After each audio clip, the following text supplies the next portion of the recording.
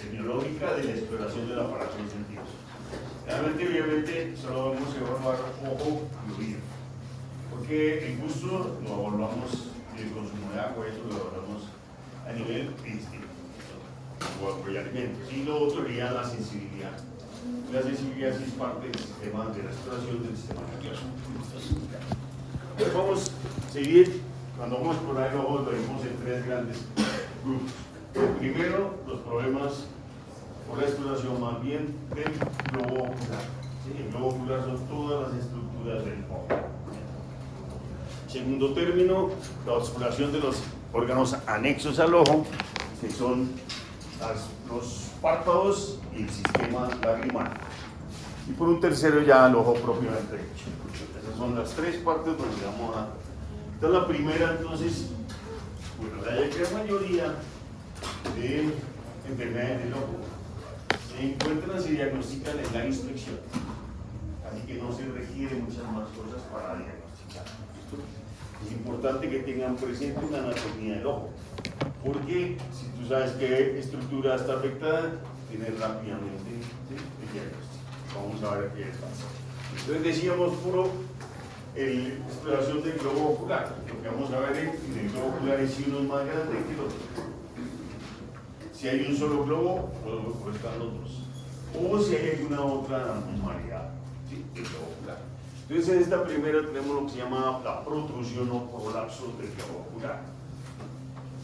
Recuerden que el prolapso es la salida de un órgano por un agujero natural. En este caso, el globo ocular se sale por la apertura palpebral, la apertura de los dos párpados, inferior y superior. ¿Listo? Prolapso o protrusión del globo ocular. El globo ocular se sale por la apertura palpebral, o sea, la que compone el párpado inferior y el párpado superior. ¿Listo? Se llama prolapso o protrusión del tercer párpado. Cuando usted lo mira, ya tiene el resto. Luego tenemos las variaciones del tamaño. Entonces aquí encontramos un globo ocular más grande y aquí un globo ocular más pequeño. ¿Sí? Es un globo ocular normal y aquí hay uno más pequeño. A este que tiene más pequeño lo llamaremos enoftalmo. Un globo ocular de menor tamaño llamaremos enoftalmo. Luego tenemos el globo ocular de mayor tamaño.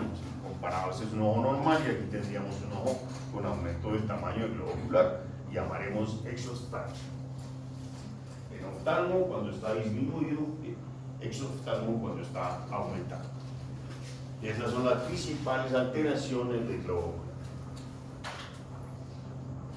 Luego vamos entonces con los órganos anexos. Lo primero que vamos a revisar en órganos anexos son los párpados. Recuerden que tienen tres párpados a diferencia de nosotros los humanos.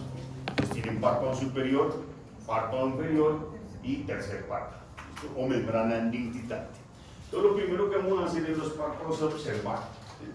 Podemos encontrar, lo otro importante es que los párpados son piel, tanto el superior como el inferior. Entonces muchas afecciones de la piel se manifiestan en los párpados. Un ejemplo, la demodicosis, ¿sí? La infestación por demodescanis aparece en el párpado superior y en el párpado inferior. Entonces, cuando encuentren, ¿sí?, problemas de los párpados, que no va a ser de piel, porque muchos problemas de piel se manifiestan allí. Aquí simplemente lo que tenemos es una inflamación del párpado. En este caso está tanto el párpado inferior como el párpado superior. ¿Listo? Y da un color, este color rojo de la piel, que le llamamos eritema. Ya lo veremos en la próxima clase que hablaremos de piel. ¿Listo? El eritema. A la inflamación de los párpados lo llamaremos blefaritis. Blefaritis, la inflamación de los párpados. Puede ser el superior, el inferior o los dos, como de la foto. Luego lo que vamos a explorar es la posición de los párpados. ¿Sí? Uno de los grandes problemas de los párpados es que están mal posicionados. Entonces aquí tenemos un manito donde, ¿sí?, el párpado inferior mira hacia afuera. El párpado inferior mira hacia afuera. ¿Sí? Si vemos aquí, nosotros estaríamos viendo, ¿sí?, la mucosa palpebral. Es que cuando vemos la mucosa palpebral, ¿listos?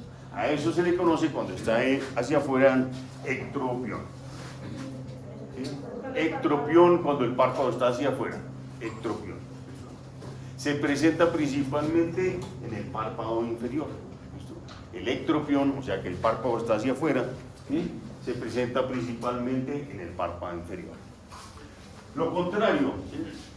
Cuando el párpado está hacia adentro, le llamaremos entropión. Y el entropión, cuando el párpado mira hacia adentro, se presenta principalmente en el párpado superior. Como el párpado superior es el que tiene las pestañas, ¿sí? Ese entropión del párpado superior puede generar una queratoconjuntivitis traumática, porque las pestañas estarían rozando permanentemente la córnea. Y ahorita vamos a revisar. ¿Listo? Párpado superior, entropión. Un trauma permanente sobre la córnea, producir queratitis o queratoconjuntivitis. Entonces, bien. Estas malas posiciones vienen muy asociadas a las razas. Puede ser más, bueno, pero la otra es el macrobléfaro. Macrobléfaro es cuando hay más de una mala posición de los párpados. Entonces, puedo encontrar un paciente como este que ven acá, que hay en el párpado superior hay entropión. Pero mire el inferior, ahí ectropión. Entropión en el superior, ectropión en el inferior. ¿Listo? Como uno de los Charpeis. ¿Listo? Porque tiene los dos, el Cocker también se puede presentar. ¿Listo? El San Bernardo, que tienen los dos en el inferior, tienen ectropión y en el superior entropión. ¿Sí? Y eso le llama como macrobléfaro, ojo de diamante también le dice. ¿Listo? Bien. Lo otro que podemos encontrar en los párpados son masitas. ¿Sí? Masas. Aquí pusimos tumores, pero es mejor hoy día decir masas.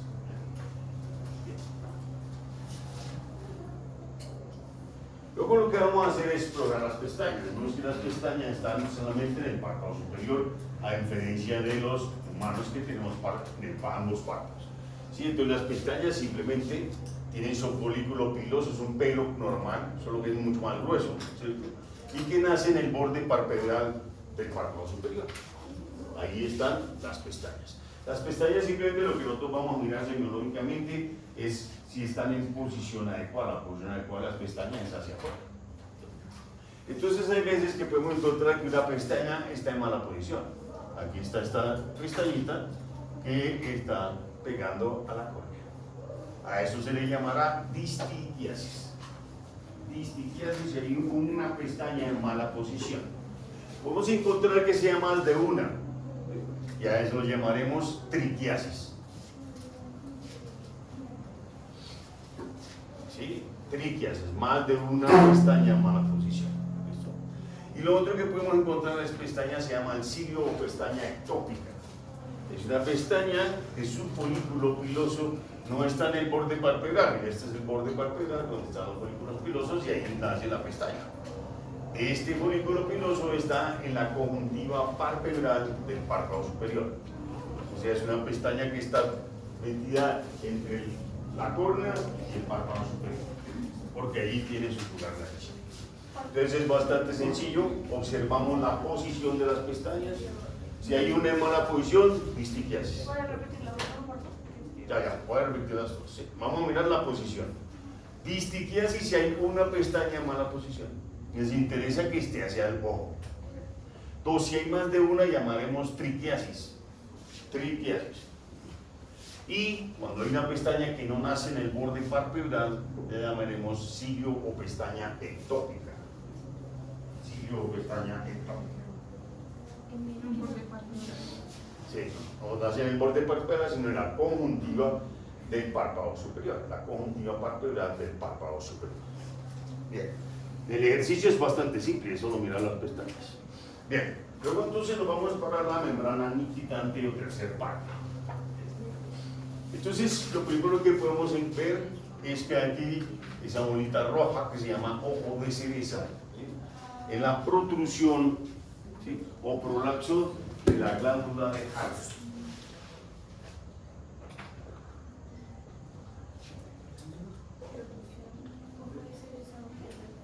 La glándula de Harvey o glándula lagrimal del tercer párpado. Miren acá. Sí, aquí tenemos un diagrama de cómo podría ser. No, dibujo más bien de cómo está. Entonces fíjense que está en la conjuntiva, ¿sí? Entre la conjuntiva del tercer párpado y la conjuntiva párpado, ¿listo? De la esclerótica. Esta glándula es una glándula de producción de lágrimas, se conoce como glándula de Harder. Ella se inflama y se contuye y genera el ojo de cereza. Inflamación y putrusión de la glándula de Harder o la glándula lagrimal del tercer párpado, como que la apoya. Lo otro que pueden encontrar, recuerden que el tercer párpado está recubierto de conjuntiva, ¿sí? Él tiene un cartílago en forma de T.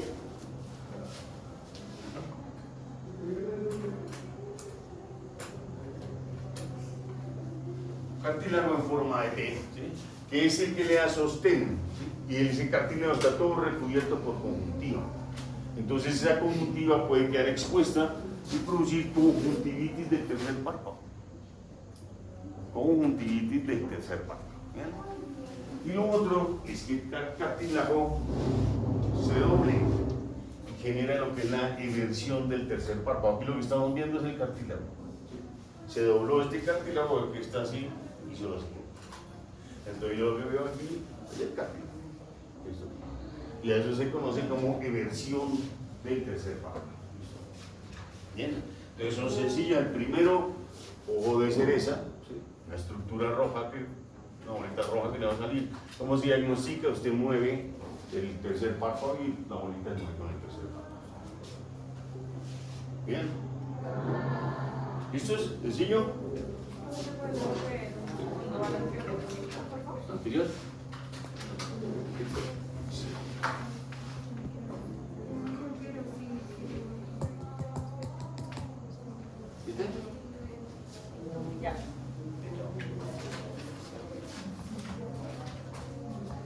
Bien, luego está el sistema lagrimal. El sistema lagrimal está compuesto por dos cosas. Uno, la producción de lágrimas.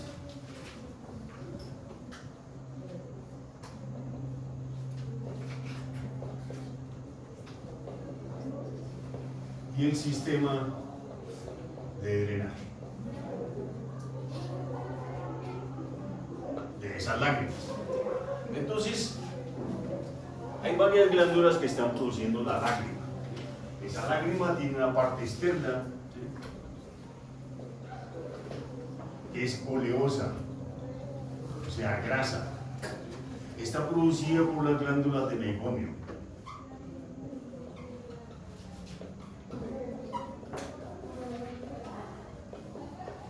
La glandulita, ¿sí?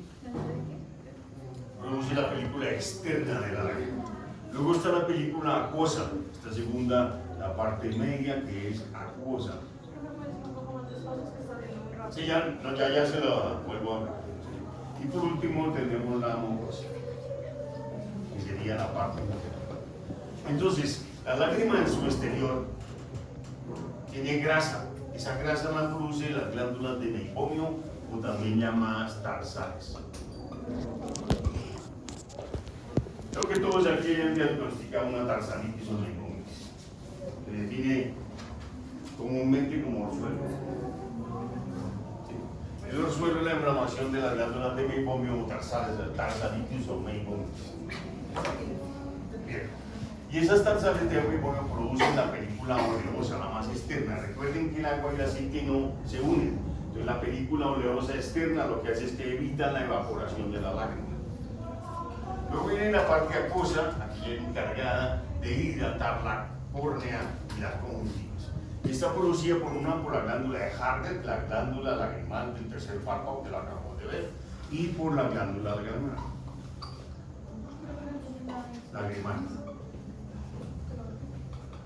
La glándula lagrimal. ¿Listo? Y la película acuosa está formada por las células caliciformes de la mucosa conjuntiva.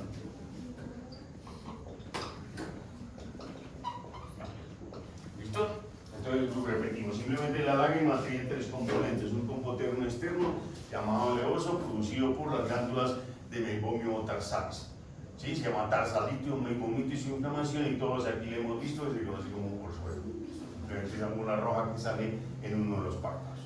Luego tenemos la película acuosa, la que va a dilatar, aumentar la córnea y la conjuntiva, ¿sí? Y a esa se conoce como la glándula Harder, que ya la vimos del tercer párpado, y la glándula lagrimal.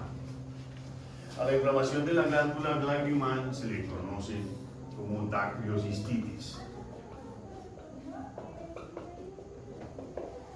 Dactiocistitis. Bien. Y por último tenemos la película interna, que es una película mucosa. Esa película mucosa tiene la función de, por ejemplo, si se cae en la pestaña o cae algo en el ojo, esa mucosa se produce, coge lo que tenga allí y lo lleva al sistema de drenaje. El sistema de drenaje es simplemente el conducto nasolagrimal. Aquí unos pequeñitos conductos, ¿sí? ¿Sí? Que lo que hacen es llevar toda la lágrima a el conducto nasolagrimal. Esto es, pues, eso es lo que se produce y cómo se ve. Entonces, lo primero que tenemos que mirar es, obviamente, que haya una producción de lágrimas. Eso se hace a través de un test de Schimmer, ahora lo veremos cómo es. Este papelito simplemente se le pone ahí y se mide la cantidad de producción de lágrimas. Y lo otro es cuando se tapona el conducto nasolagrimal, las lágrimas no tienen, se afecta el sistema de drenaje. Entonces la lágrima empieza a salir por el párpado inferior. Y da este signo, ¿sí? Que es ese cambio de color del pelo en la cara, obviamente en el párpado inferior, ¿sí? Que se llama melanotriquia. La melanotriquia es el cambio de color del pelo, un pelo más oscuro. Y este signo como tal se llama sulfo lagrimal. Cuando yo veo, claro, si es un perrito de capa oscura, pues muy posiblemente lo voy a identificar. Pero los perros de capa clara, ¿sí? Blanca o crema, o, ¿sí? Amarillos, se les nota. Melanotriquia. Sí, se tapona este conductico, entonces las lágrimas pues, no van por la vía nasal, sino por la piel. En este caso el pelo, y ese constante, ¿sí? Estar constantemente eliminándose por ahí cambia el color del pelo. Y se conoce como melanotriquia. ¿Listo?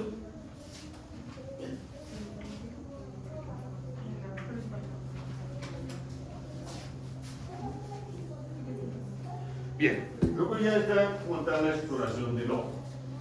Y ya salimos de las estructuras globo ocular, de las estructuras anexo, párpados y sistema lagrimal. Ahora entramos a las partes del ojo.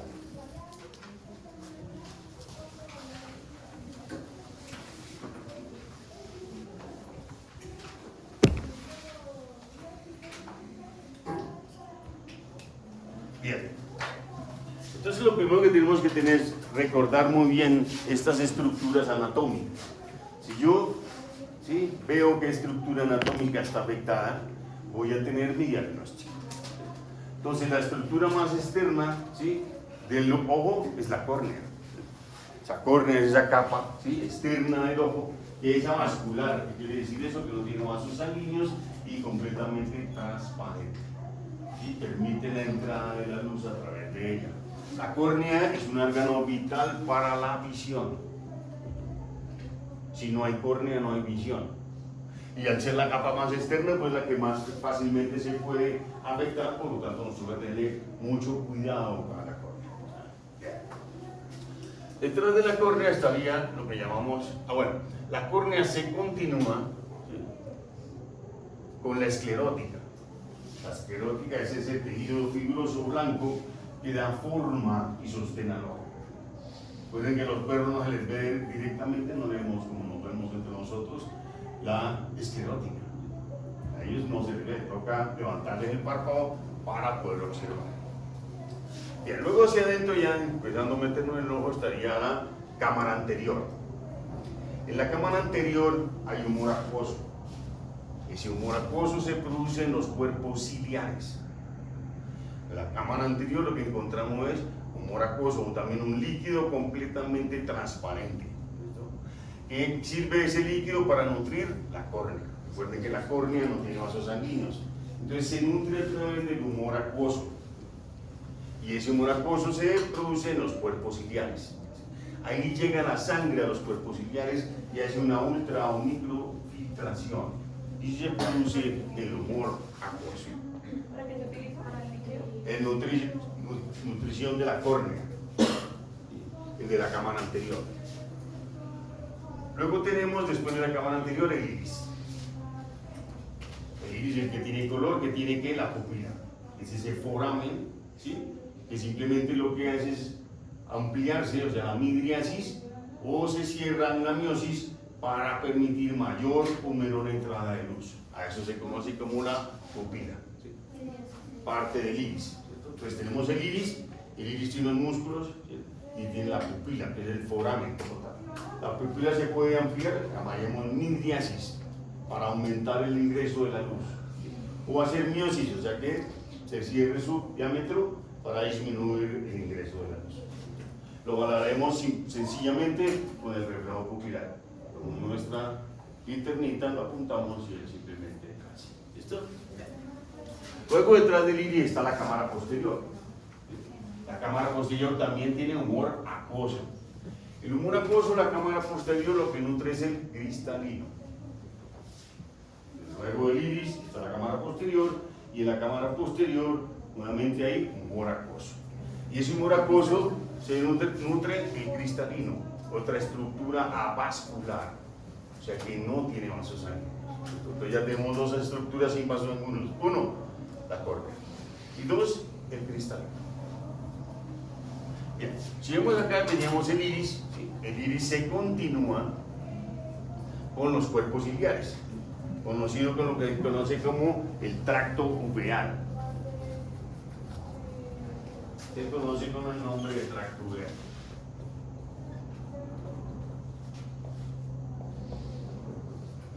Y el tracto uveal está en la uvea anterior,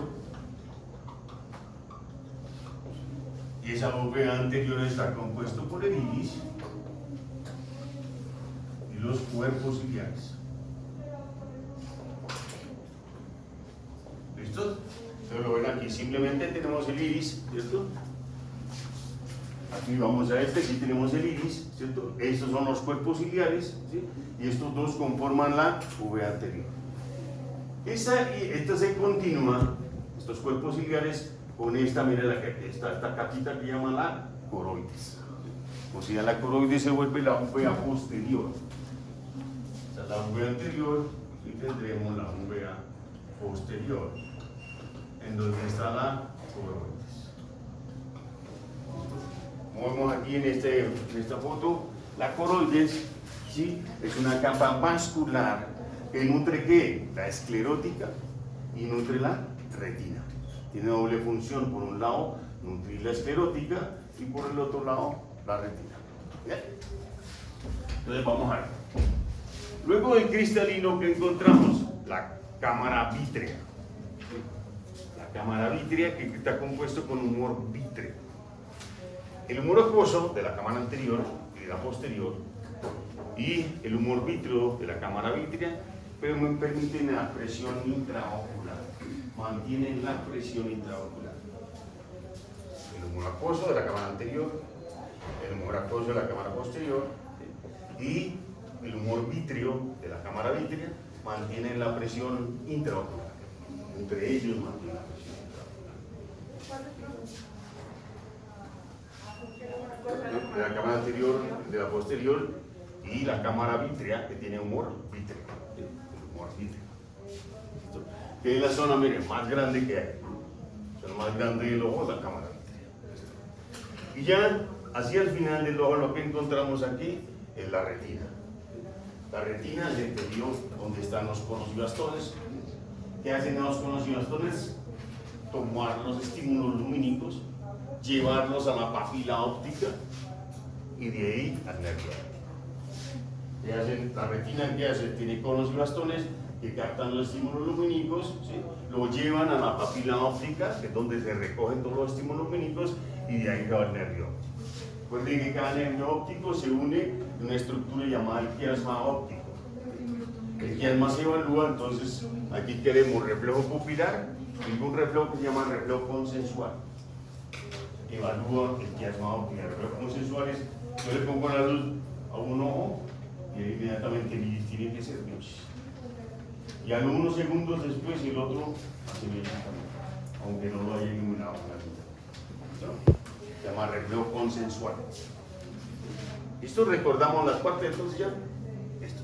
Ya. Entonces lo primero que vamos a explorar nosotros es la córnea, que es la parte más externa. Entonces, ¿qué tenemos que explorar? Primero dijimos que es transparente, completamente transparente, ¿cierto? Y adicionalmente continua. Entonces vamos a hablar de la transparencia y la continuidad de la córnea. Entonces aquí la córnea tiene varias capas, ¿sí? La capa más externa, el epitelio corneal. Luego le sigue la cápsula de Bowman. Luego está el estroma, la membrana de Descemet y por último el endotelio. Esas son las 5 capas de la córnea. Entonces la externa, el endotelio, pues, como lo ven aquí, varias capas de células, ¿sí? La parte más externa, y ya reposan sobre la membrana de Bowman, que continúa con la parte más amplia, más grande de la córnea, que le da forma y sostén, y se llama el estroma. Esta es la parte más grande, le da forma y sostén, y se llama el estroma. Ese estroma reposa aquí en esta membrana de Descemet, y debajo de la membrana de Descemet está el endotelio. Esas son las 5 capas de la córnea. Entonces, ¿qué vamos a valorar nosotros? Uno, la forma. Lo primero que voy a valorar, miro lateralmente y evalúo la forma. ¿Quiénes tienen a Sacha?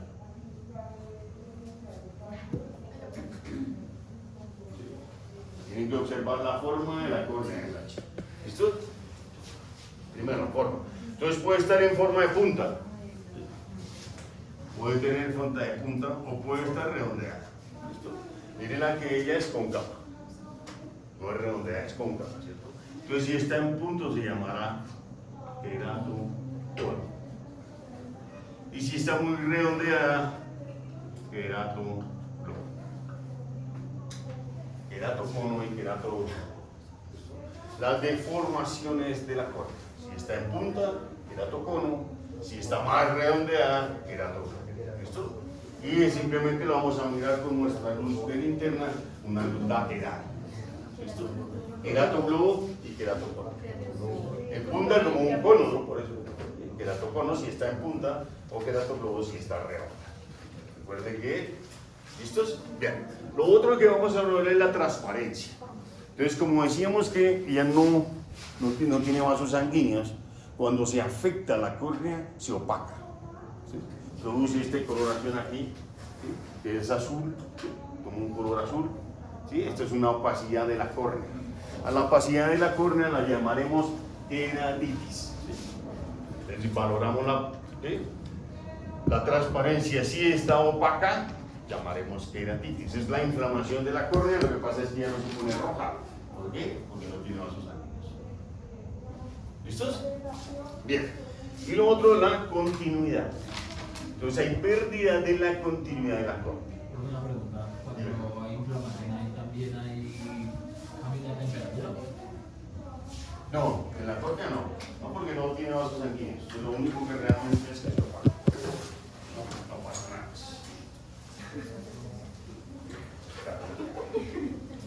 Bien. Entonces, lo otro que vamos a ver la continuidad. ¿Listo? Entonces, cuando hay pérdida de la continuidad, se llama úlcera.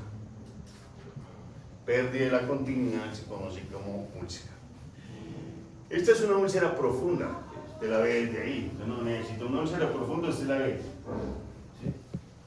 Se ve la pérdida. Ve aquí. Toda la. Es un color azul, ¿sí? Toma ese color azul en la córnea y igualmente una pérdida. Aquí está la córnea. Cuando hay córneas superficiales, ¿cierto? O sea, donde solo se pierde el epitelio, a veces son difíciles de ver. Entonces utilizamos el PET de la fluoresceína, ahora más adelante les, porque son lo básico que hacemos en semiología para llegar al diagnóstico, ¿cierto? Entonces hay úlcera superficial, donde solo se pierde el epitelio, y úlcera profunda, donde llega al estroma. Y llegó hasta el estroma y por lo tanto pérdida de la continuidad. Superficial, solo el endotelio. Y profunda cuando llegó hasta el estroma. Por lo importante es tener presente las capas. Lo otro que ven acá se llama el deshematocele. Si miran el deshematocele, es una membranita que está acá, ¿cierto? Esa es la membrana de Descemet. O sea que ese ojo, o esa córnea más bien, perdió el epitelio, perdió la membrana de Bowman y perdió todo el estroma. Y todo el humor acuoso está soportado, ¿sí?, por la membrana de Descemet. Se le conoce como deshematocele, o está a nada de perderse la córnea. A nada. Se perdió todas las capas. Está nada de que esto se topie y se pierda la córnea. Dime.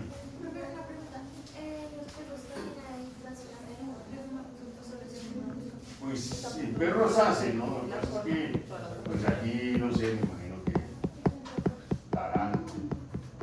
Habría que preguntarle a Takur que las hace, pero sé que sí, que las hace. Sí, lo que pasa es que pues, en nuestro medio muchos de nosotros no vamos a tener como pagar yo a un cirujano, ¿cierto?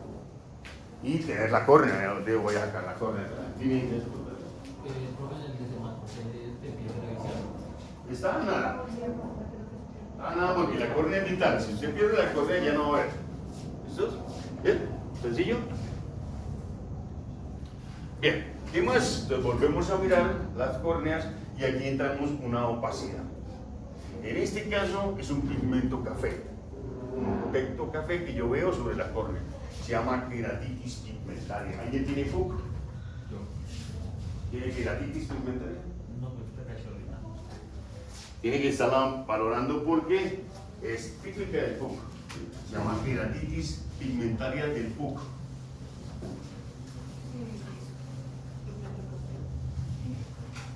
Y aquí está la córnea y tenemos esa mancha ahí, sobre la córnea. Luego tenemos este que se conoce como el panus. El panus es un crecimiento de tejido fibroso sobre la córnea. Es una enfermedad heredada, ¿sí? Por lo tanto, perro que la debe tener no va a servir para la reproducción. ¿Sí?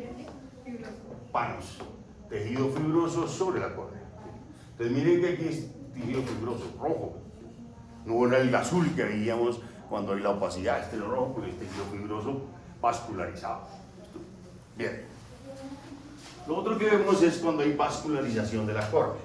Cuando se afecta la córnea, su nutrición a través del humor acuoso se dificulta. Entonces una forma de proteger esa córnea es enviar vasos sanguíneos. Entonces aquí está una córnea llena de vasos sanguíneos. ¿Sí? Recuerde que debe ser avascular y transparente. Entonces aquí está opaca y además tiene vasos sanguíneos. Entonces se llama queratitis vascularizada. La queratitis vascularizada, ¿se imagina que cuánto tiempo tuvo que haber pasado en esa córnea, esa nutrición de la córnea para que crezcan vasos sanguíneos? No, si no es que le apareció ayer así, doctor. Estos son meses para que se desarrolle esto. Entonces ya la uno vasculariza, ya ahí es más difícil a uno de cuidar. Bien. ¿Listos hasta ahí?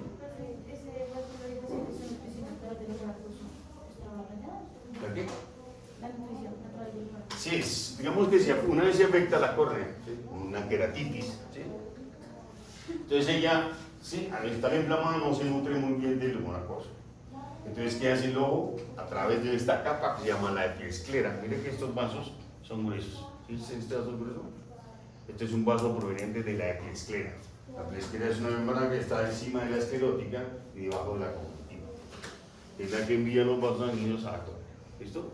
Y llamaremos queratitis vascularizada. Luego entonces tenemos que mirar las secreciones. ¿Sí? Claro, digamos que o sea, es fácil ver una queratitis, está opaco. Es fácil ver una conjuntivitis. Lo otro que miraríamos entonces es el tipo de secreción que nos orienta al diagnóstico. ¿Qué secreción es esa? Mucopurulenta. Si es mucopurulenta, ¿qué? Define ya la enfermedad. Está inflamada la córnea. Está inflamada la conjuntiva. Y hay secreción mucopurulenta. Diagnóstico. ¿Qué dato conjuntivitis? No. ¿Qué dato conjuntivitis? bacteriana. Porque ¿quiénes producen? Son las bacterias las que producen pus. O sea, que cuando usted vea pus hay bacterias. ¿Sí? Que sean primarias o secundarias, que aparezcan de primera a segunda, puede ser. Pero si yo creo que hay pus, hay bacterias. ¿Esto es? Luego exploramos la conjuntiva. Nosotros para explorar la conjuntiva aquí, ¿sí? Recuerden que hay dos tipos de, bueno, tres conjuntivas. La conjuntiva partenal, tanto del párpado superior como inferior. La conjuntiva del tercer párpado, esa es otra. Y la conjuntiva de la esclerótica. Hay varias conjuntivas. La palpebral, párpado superior, párpado inferior. La conjuntiva del tercer párpado, la conjuntiva que recubre el tercer párpado. Y tenemos la conjuntiva que está encima de la esclerótica. Entonces le decía, al perro usted así, no le ve la esclerótica. Se tiene que levantarle el párpado, lo haremos en la práctica, para mirar la esclerótica. Encima de la esclerótica está la conjuntiva de la esclera. ¿Listo? Entonces cuando ella se inflama, se ve roja obviamente, entonces llamaremos conjuntivitis. ¿Sencillo? Miren aquí la diferencia de este vaso. Aquí hay unos vasos delgaditos, pero miren este vaso grueso. Cuando se encuentra usted en esa conjuntiva de la esclerótica, vasos gruesos son de la epiesclera. Eso es una epiescleritis. Un aumento del grosor de la cara. Se nota ese vaso sanguíneo grueso. Miren, estos son delgaditos, esos son de la conjuntiva. Este es un vaso de la epiesclera. ¿Listo? Se llamará epiescleritis, una inflamación de la escleritis. Bien, de resto, lo que encontremos es la coloración roja, que nos diría tiene conjuntivitis. Bastante simple. De la conjuntiva, se llamará conjuntivitis. ¿Listo? Cualquiera de la conjuntiva esté. Puede ser la palpebral, el tercer párpado, ¿sí? Y la peste. Todos serán conjuntivitis. ¿Sí? Inflamación de las conjuntivas. ¿Bien? ¿Listos? ¿Sí? ¿Hay preguntas? ¿No? Sí, claro. Bien.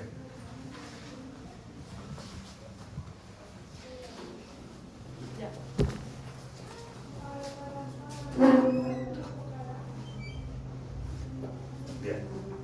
Luego en la conjuntiva, ¿qué tenemos? El iris. La cámara anterior y el iris. Aquí está la cámara anterior. Lo normal de la cámara anterior es que haya humor acuoso. Dijimos que el humor acuoso es transparente. Es completamente transparente. Aquí que encontramos un humor acuoso rojo. Ese color rojo que le está dando un humor acuoso es sangre. ¿Sí? Y a eso se le conoce como ifema. La coloración rojo o la presencia de sangre en la cámara. Y usted lo mira y con solo mirarlo ya lo tiene. Así que aquí ya llevan un resto de diagnóstico ustedes. Y solo mirado, no hemos hecho absolutamente nada más. ¿Listo? Bien, luego tenemos en el iris, como vienen acá, simplemente, aquí tenemos la pupila, ¿cierto? Decíamos que la función de la pupila era hacer ampliarse o contraerse, para entrar más luz o menos luz. Aquí tengo la pupila, pero miren al lado que hay una perforación del iris. A esa perforación del iris se le conoce como coloboma. Perforación del iris, llamaremos coloboma. ¿Listo? Coloboma, con C. Coloboma, mira aquí. Coloboma. Bien, otra cosa que encontramos con mucha frecuencia es la heterocromía, ¿sí? Del iris, donde hay esos perritos, jaladores de trineo, en Alaska, ¿sí? Un color de un ojo y otro de otro. Llama heterocromía. Es un hallazgo anormal, pero no es un problema. Este es el ejemplo de un hallazgo anormal que no es un problema. ¿Sí? Esto le llamaremos simplemente heterocromía. Luego vamos al iris. Entonces ya empezamos córnea, conjuntivas, ¿sí? Cámara anterior, iris. Entonces si vimos en el iris que puede haber una perforación llamada coloboma. Lo otro que puede haber es que haya una inflamación. Entonces el iris, ¿sí? No sé si se alcanza a ver acá, pero el iris es plano y brillante. El iris completamente plano y tiene brillo. Cuando él se inflama, ¿sí? Lo que se llama la uveitis anterior, pues aquí vimos que la uveitis, la uve era anterior, era iris y cuerpo siguiente. Entonces, cuando se inflama se llama uveitis anterior.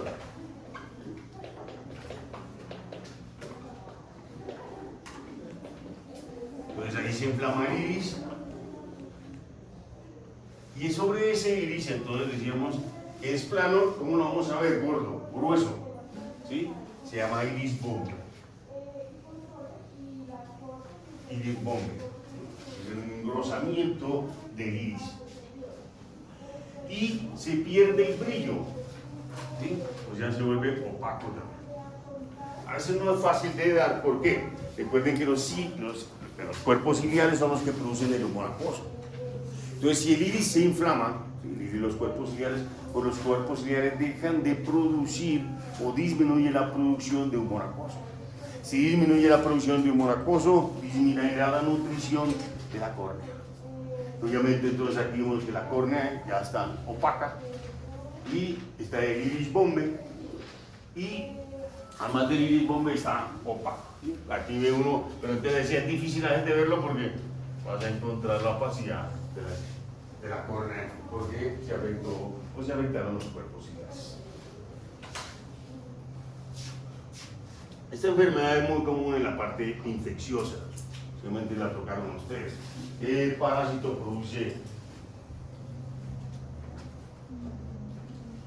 ¿Qué parásito produce uveitis interior? Ya están viendo enfermedades parasitarias. ¿Han visto? ¿Qué parásito produce uveitis? Dos parásitos.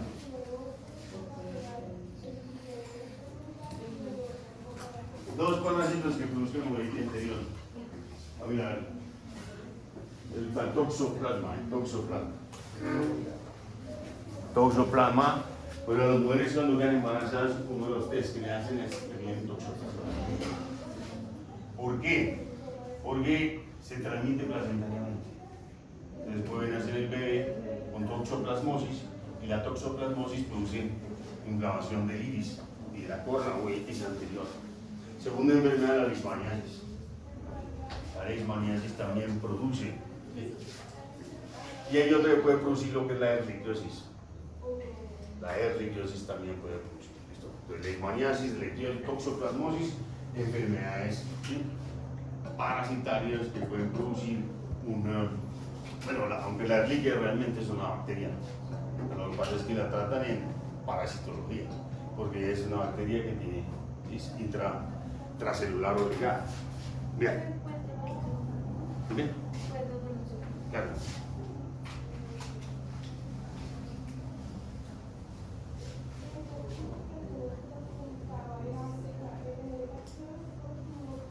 ¿Listos?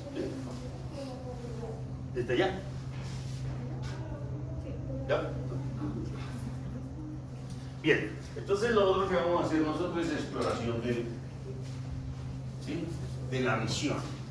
Entonces lo primero que vamos a hacer es el reflejo pupilar. Ponemos nuestra linternita, ¿sí?, la ponemos directamente sobre el ojo, ¿sí?, y ¿qué tiene que hacer? Miosis, contracción de ese músculo. Hace miosis. Le quitamos la linterna, lo metemos en una zona oscura y debe haber midriasis. ¿Sí? Simplemente con la linternita la tomamos, ¿sí? Entonces el reflejo pupilar directo, ¿sí? Entonces, ¿qué puedo encontrar? Que haya una disminución del reflejo pupilar. ¿Cómo se puede disminuir? Uno, ¿sí?, que aunque quites la luz mantiene miosis. Yo le quito la luz, pero él sigue en miosis. Esto sucede cuando está inflamado el iris. Al estar inflamado el iris, ¿sí?, no va a haber una respuesta al reflejo pupilar.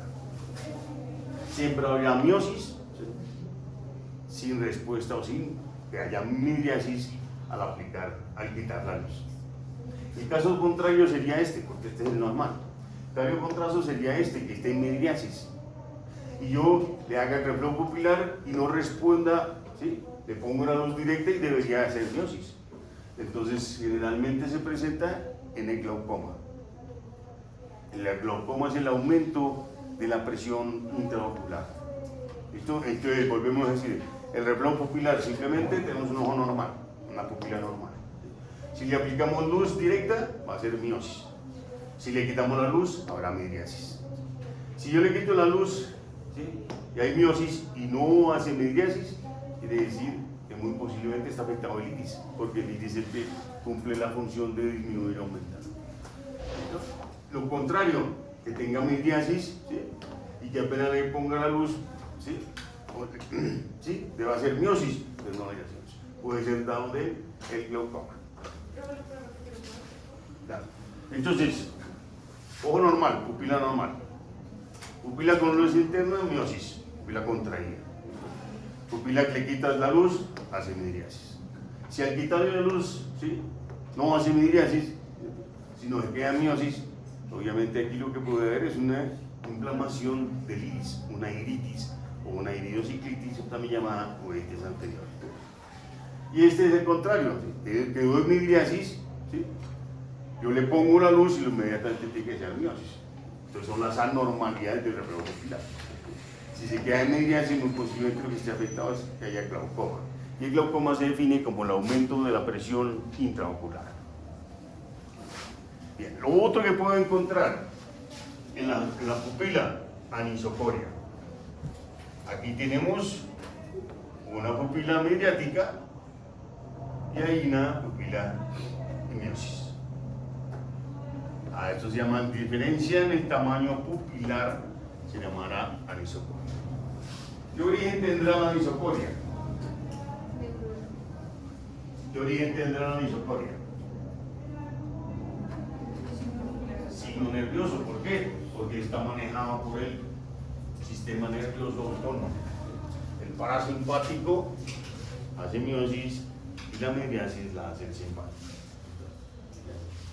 Entonces puede ser un problema, o posiblemente el lado hacia un lado neurológico, una falla neurológica. Bien, recuerden que dijimos que también hacíamos el reflejo consensual. El reflejo consensual es, yo le hago directamente a un ojo, está normal, al ponerle la luz se va a hacer miosis.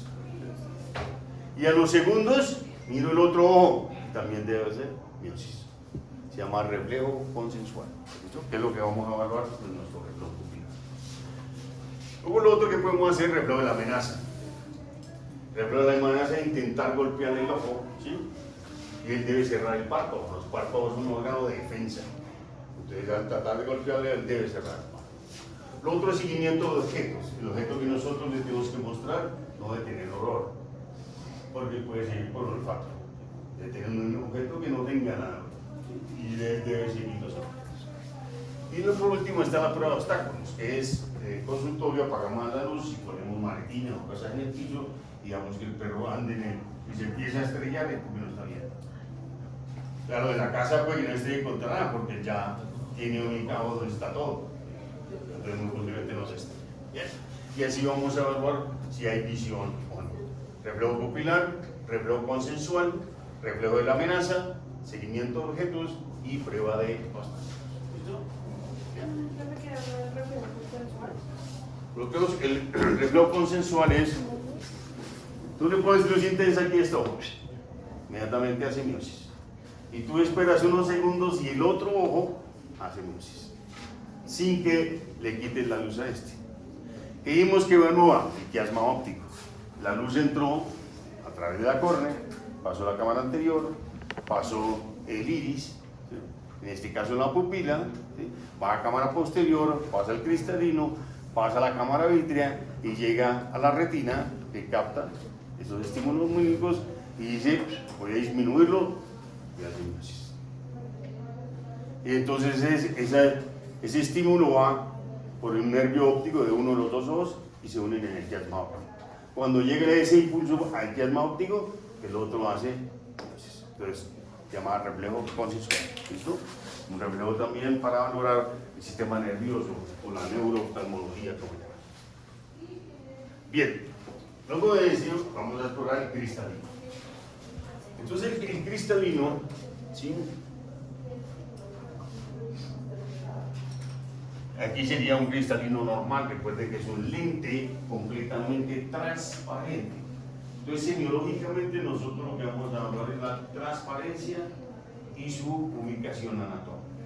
La transparencia y su ubicación anatómica. Entonces, ¿sí?, Cuando se inflama, se afecta, cristalino se opaca, hace lo mismo que hacía la córnea. Cuando se afecta, como son órganos avasculares, él se opaca. Entonces empieza a haber una opacidad, pero fíjense que el color es más grisáceo, ¿sí? Y el de la córnea es más azul, para distinguir uno de los dos. ¿Listo? A eso llamaremos catarata. A la opacidad del cristalino llamaremos catarata. Cuando encuentre una catarata, así como cuando veíamos el sopro, es importante clasificarla. Si está inmadura, está empezando. Si está madura, ya está todo el cristalino afectado, o si ya está hipermadura. Porque este se opera. Hay cambios de cristalino, le ponen un cristalino. Hay trasplante de cristalino. Le quitan un cristalino y le ponen otro.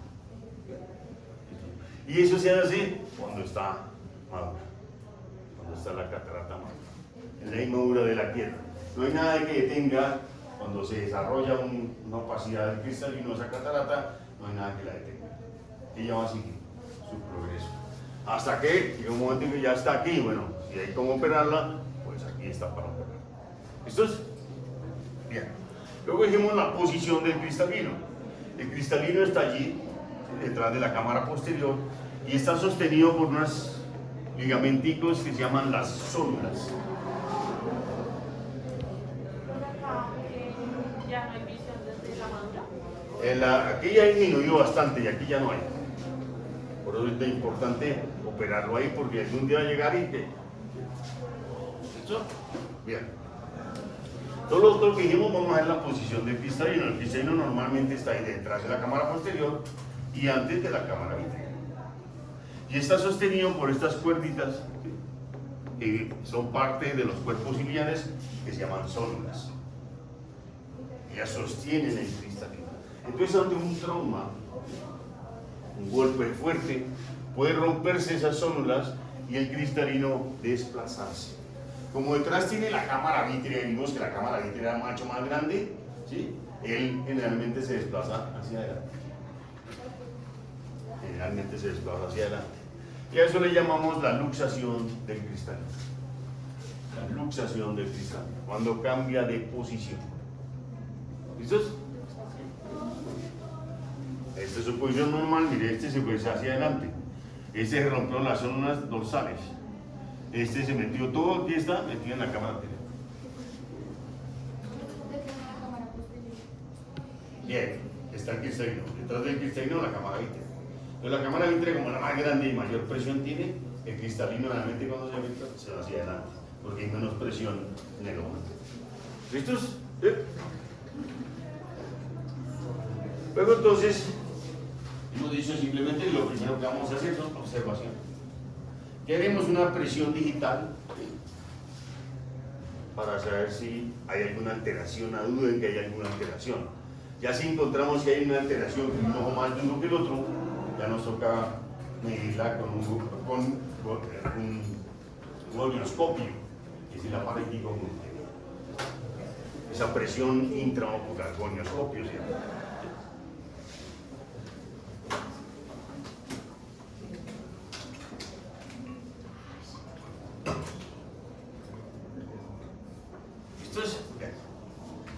Entonces, buen examen, entonces si tenemos dudas, aquí hay una pérdida de continuidad superficial de la córnea. Entonces utilizamos el conocido test de la fluoresceína. Simplemente es un goterito, cualquier otro, que tiene ese líquido que es como verde anaranjado. Entonces tú le echas 2 gotitas, luego que piensas que está con una úlcera. Si es la profunda, la estás viendo. Pero si es superficial, genera dudas. Aplícale 2 gotitas de test de fluoresceína y queda. Ella se pega, se localiza donde está la úlcera. ¿Sí? Tú iluminas y mírala, ¿listo? Luego el otro, test de Chimel. ¿Sí? Este es el test para medir la producción de lágrimas. Vende la cajita con estas tiras, ¿cierto? Uno le echa una gotica de lidocaína al ojo para que no le moleste, le pone la tira y espera 1 minuto. Si mide menos de 10 milímetros, estoy en el milimetrado. Es porque tiene ojo seco. El problema del ojo seco es, y recuerden que la lágrima, ¿sí?, es la que humecta la córnea. Entonces, si no hay una buena humectación de la córnea, puede haber obviamente una queratitis. Y simplemente porque nadie pensó que tenía una baja producción de lágrimas. Y porque no compraron la tirita. Es un examen muy sencillo de hacer. Bien, lo otro ya es, obviamente a veces necesitamos una lupa, si hay alguna lesión muy pequeña, ¿sí? Los que no vemos bien, pues a veces necesitamos una lupa para detallar, sobre todo en perritos muy chiquitos que no nos alcanzan el día. Lo otro que podemos hacer el hisopado. Simplemente para mirar a ustedes en microbiología si lo hicieran, que iban, tomaban las muestras de los perros, ¿cierto? De las perreras, iban y lo cultivaban, ¿sí? Simplemente para mirar si había bacterias o si hay hongos. Recuerden que la lágrima es grasa hacia afuera, pueden tener hongos, principalmente la levadura, la malacesia, que es lipofílica, vive de la grasa, ¿sí? Ya, vive de la grasa. ¿Listos? Entonces el hisopado para cultivo de hongos o para mirar bacterias, una tinción para mirar qué bacterias hay. Y luego viene el oftalmoscopio. Esa práctica la vamos a hacer en la próxima sesión que tenemos allá. Entonces nosotros ¿qué vamos a coger? ¿Sí? Vamos a dar el fondo del ojo. Significa que hasta ahora evaluamos córnea, cámara anterior, iris, cámara posterior, cristalino. Hasta ahí llegamos. ¿Listo? Luego lo que tenemos que evaluar es la retina y la cornea. Entonces esa la evaluamos simplemente con el examen de fondo de ojo. ¿Qué vamos a buscar ese examen de fondo de ojo? 4 cosas. La primera, esta zona tapetal, ¿sí? Es una zona verde amarillenta. Apenas la iluminan lo primero que ves. En algunos tiende a ser azulina, pero depende de la raza, ¿sí? Se llama zona tapetal. Si la zona tapetal no está, o está muy opaca, no es brillante como se ve acá, está afectada la corotis. El tapetón lúcido afecta a la corotis. Recuerden que los perros tienen tapete lúcido. Ese tapetón lúcido les permite la visión nocturna, por eso cuando vamos en el carro y que alumbra uno al animal, inmediatamente se le ve allá el tapete lúcido. Eso es lo que hace la refracción de la luz dentro del ojo. Por ello tienen mejor visión nocturna que nosotros. Entonces, primera zona, zona tapetal o zona de tapete lúcido. Segunda zona, la zona pigmentada. ¿Sí? Zona pigmentada. La zona café. Si esa zona café no está, pues estamos valorando la retina. Ahí estamos valorando la retina. Luego, tercero, papila óptica. Recuerden que vimos que la retina lleva a los estímulos médicos a la papila óptica y de ahí al nervio óptico. Entonces vamos a evaluar la papila óptica. Redondadita, ¿sí? Blancuzca. Y por último, 4, los vasos sanguíneos. Las arteriolas son generalmente más delgaditas, un poco más brillantes, aunque a veces es difícil determinarlo, y las vénulas son más gruesas. El mayor son las vénulas. Entonces volvemos a repetir las 4 cosas que vamos a mirar en el fondo de ojo. 1, zona tapetal o el tapete lúcido. Evalúa ¿qué? La coroides. Zona pigmentaria, café, evalúa la retina. La papila óptica, ¿dónde estoy evaluando? La retina, papila óptica. Y por último, los vasos sanguíneos, vénulas más gruesas, arteriolas más delgadas. Evaluamos la retina. Si yo no encuentro vasos sanguíneos, estaría muy presente una atrofia retiniana. ¿Listo? Y eso lo vamos a hacer. Vamos a dilatar la pupila a los perritos que tengan algún problema para mirar el fondo de ojo. ¿Listos? Bien. Y les enseñaré cómo se utiliza el oftalmoscopio. Bien. Hasta ahí, ojo. Pregunta de ojo. Entonces, lo siguiente es el oído. Vamos a explorar el oído. El oído está compuesto por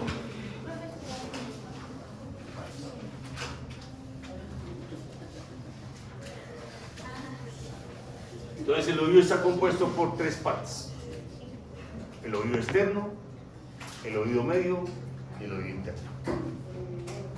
Oído externo, oído medio y oído interno.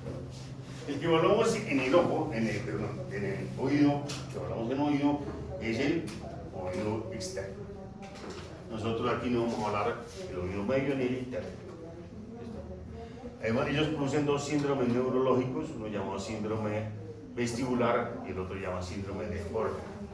Son signos neurológicos, lo vemos cuando de la exploración del sistema neurológico. Por ahora, nuestro examen del oído externo. El oído externo está conformado por tres partes principalmente. Uno, el pabellón auricular o oreja, pabellón auricular.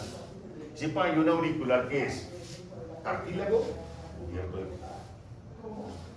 Cartílago cubierto de pelo. En diferentes posiciones de acuerdo a la raza o procedencia del perro, unos de oreja caída y otros de oreja erecta. Entonces, el pabellón auricular. No se olvide que es piel, lo que quiere decir que muchas de las afecciones de la piel se pueden repercutir en los ojos y producir otitis. Bien, luego dijimos tiene otras dos partes, o el otro que vamos a ver, el canal vertical. Este es el canal vertical. ¿Listo? Y el siguiente es el canal horizontal. Canal vertical y canal horizontal. Estas son las tres partes del oído externo: pabellón auricular, canal vertical y canal horizontal. El canal vertical y el canal horizontal también tienen piel. Están recubiertos de piel. De la piel. La diferencia es que esa piel es mucho más pequeña. Mucho más pequeña. Y la otra diferencia es que en vez de tener glándulas sebáceas, que son las que producen grasa en la piel, tiene glándulas ceruminosas, aquellas que producen la cera o el cerumen. Entonces, la diferencia dermatológica solamente es que su tamaño es más pequeño y que adicionalmente, en vez de glándulas sebáceas, tienen glándulas ceruminosas, aquellas que producen el cerumen o cera propia del oído. Entonces, nosotros, ¿qué vamos a ver? Lo primero que vamos a ver, ¿sí?, es si hay secreción uni o bilateral. La secreción la llamaremos otorrea. Esa secreción puede ser uni o bilateral. Lo primero que hacemos entonces es clasificar la secreción. ¿Cómo puede ser una secreción? Uno, ceruminosa, mucho más cera. Puede ser purulenta o puede tener café oscuro, casi negro. La ceruminosa es un aumento de la producción de cerumen. La purulenta es pus. Si hay pus, será una otitis, porque diagnosticar la otitis es muy fácil. Yo creo que todos aquí diagnosticamos ya una conjuntivitis y una otitis. ¿Listos? Bien, entonces si es purulenta, ya tenemos otitis bacteriana, uni o bilateral. Luego, si es de color café, puede haber dos posibilidades. Una, la más común en nuestro medio, la malacesia. Recuerde que la malacesia crece con la grasa. La cera, el cerumen, es grasa. Entonces, muchas de las otitis son causadas por la malacesia y produce esa coloración café, esa negruzca. Y lo otro es el otoectesinotis. El otoectesinotis, ¿sí?, que es el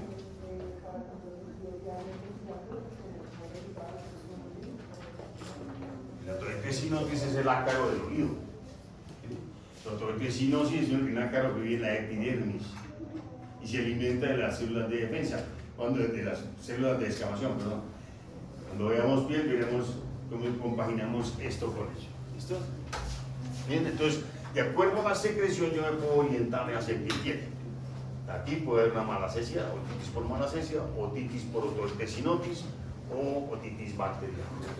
La otra podría ser una otitis general en aumento de la producción, ¿sí?, de cera por el oído. Bien, lo otro, un dolor. Obviamente las otitis son altamente dolorosas. Con que le palpe, ¿sí?, la oreja ya va a saltar, no va a dar tranquilamente. Lo otro, el movimiento de cabeza, como cuando uno le entra agua, inmediatamente trata de mover la cabeza. El perro también que tiene otitis mueve la cabeza. Lo otro, entonces aquí está la secreción. Mira, esta secreción es negruzca. Entonces, esta secreción, pues se puede tomar la secreción y cultivarla a ver si es, puedo mirarla al microscopio a ver si es un otoides o si puede haber una malacesia allí. Y lo otro es que podemos encontrar hiperkeratosis, el aumento de grosor de la piel. ¿Listo? El aumento de grosor de la piel. Entonces, ¿qué pasa si esta aumenta? Le decimos es piel. Entonces, si se aumenta, ¿sí? Si se aumenta la piel, este conducto se cierra, o por lo menos disminuye significativamente su diámetro. Y al disminuir el diámetro, altera el microambiente del oído. Hay perros, por ejemplo, que tienen pelos en el conducto auditivo. Esos pelos hay que quitarlos, arrancar. Porque como es piel, la capa bacteriana, la capa de la piel donde hay bacterias, son bacterias benéficas. Si yo le cambio el microambiente, puedo hacer que las bacterias patógenas crezcan donde deben estar las no pantallas. ¿Listo? Bien. Luego para ello entonces utilizamos el otoscopio, que es el mismo aparatico, el aparato de los sentidos. Lo traemos y miramos si hay alguno de nuestros pacientes que requiere. También entonces aquí tenemos el otoscopio. Miramos generalmente canal horizontal y canal vertical y el horizontal con el otoscopio. Y lo otro que podemos hacer es un hisopado, tomar un hisopito y hacerlo en el cultivo, el kilogramo, lo que necesitemos. ¿Listo? Y ahí termina. Ahí termina. ¿Listos?